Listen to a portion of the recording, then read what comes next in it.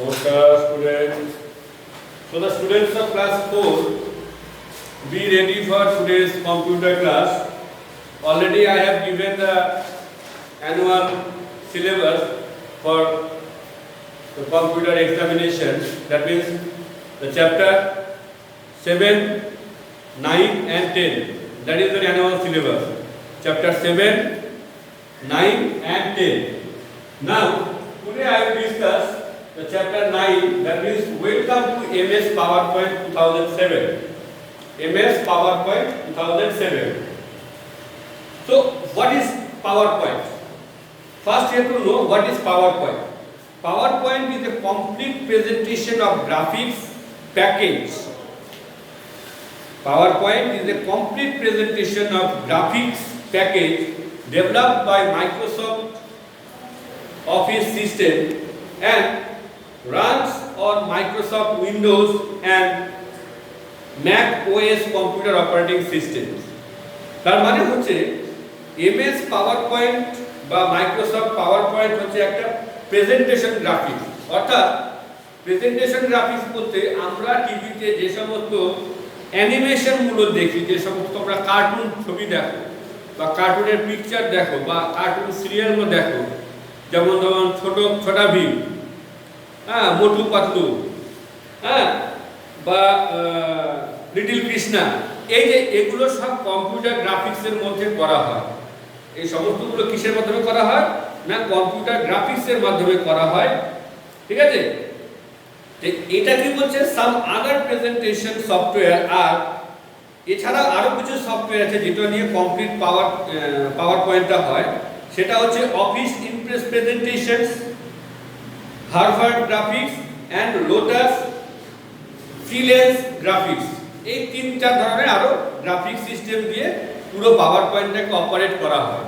তাহলে যদি কোশ্চেন করা হয় হোয়াট ইজ পাওয়ার পয়েন্ট, তাহলে আমরা খুব শর্ট করে এটা বলতে পারি, a PowerPoint is a complete presentation of graphics, complete presentation graphics package developed by the Microsoft operating system, okay, and runs Microsoft Windows and Mac OS computer operating system.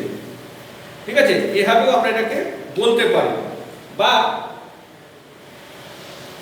আরো এরকম করে আমরা বলতে পারি Microsoft PowerPoint is a powerful, easy to use presentation software which allows you to create professional looking electronic slide show মানে একটার পর একটা আসে, সেটাকে আমরা স্লাইড শো বলছি। মানে বিভিন্ন ফ্রেম তোমাকে তৈরি করতে হবে, এবং সেই ফ্রেমগুলো যখন একটার পর একটা যখন সিকোয়েন্স করে সাজানো হবে তখন একটা পুরো গল্প তৈরি হয়, সেটাকেই বলছে হচ্ছে পাওয়ারপয়েন্ট সিস্টেম।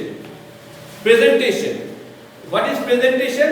না, presentation consist a number of individual pages or slides. ধরো সাপোজ তুমি একটা কোনো প্রেজেন্টেশন তৈরি করেছো, সেই প্রেজেন্টেশনটা কিসে? একটা ধরো কার্টুনের ক্যারেক্টার তৈরি করেছো বা একটা স্টোরি তুমি ক্রিয়েট করেছো। প্রথম স্টোরিটা ধরো এটা পেজ 1, এটা পেজ 2, এটা পেজ 3, এটা পেজ 4, এটা পেজ 5, এটা পেজ 6, এটা পেজ 7। এই 7টা পেজে তোমার ফুল স্টোরিটা কমপ্লিট হয়েছে। ঠিক আছে? এই 7টা পেজ। তো প্রেজেন্টেশনটা কি হয়? এই প্রেজেন্টেশনের মাধ্যমে কি হবে? এই ওয়ান আফটার অ্যানাদার স্লাইড গুলো তোমার ভিজুয়াল হবে, সেটাকেই আমরা বলছি প্রেজেন্টেশন। ঠিক আছে? তাহলে প্রেজেন্টেশন তাহলে আমরা কি বলবো? না, এই presentation consist a number of individual pages or slides. Now what are the benefits of presentation? এই প্রেজেন্টেশনের বেনিফিটটা কি? বলছে a presentation can be presented or projected on big screen by attaching computer to multimedia projector. তোমরা সবাই projector দেখেছো হয়তো, সেখানে কি হয়? একটা প্রজেক্টর মেশিন থাকে, সেই প্রজেক্টর মেশিনে আমরা কোনো একটা প্রোগ্রাম যখন ইনস্টল করি এবং সেখান থেকে একটা লাইট অন্য একটা হোয়াইট পর্দার মধ্যে যখন রিফ্লেক্ট হয় তখন সেই জিনিসটাকে সেখানে ভিজুয়াল করা হয়। সেটা হচ্ছে প্রেজেন্টেশনের খুব একটা ভালো দিক। হয়তো কম্পিউটার স্ক্রিনে সেই জিনিসটাকে দেখানো যেত, কিন্তু কম্পিউটার স্ক্রিনে দেখাতে গেলে সমস্যা কি হতো? সেই জিনিসটা ছোট হতো। Whereas whenever you use a projector, that time you can use that one in very large frame. So whenever it is in large frame, then it is very easy to understand, not only you but lot of other people also. So that is the benefit of the presentation. So the first benefit is a presentation can be presented or projected on big screen by attaching computer to multimedia projector. Now, number 2 benefits.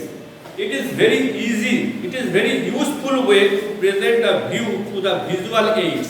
Visual aids মানে তোমাকে তুমি জানো হয়তো জিনিসটা, কিন্তু সেখানে visual তোমার চোখের সামনে সেই জিনিসগুলোকে তুলে ধরা হয়েছে।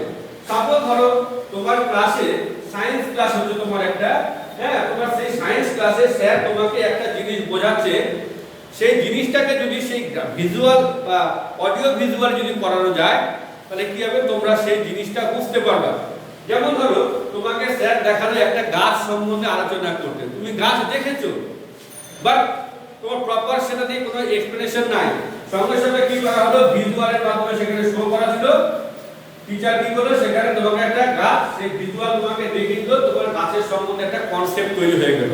তো এটা হচ্ছে এর অ্যাডভান্টেজ।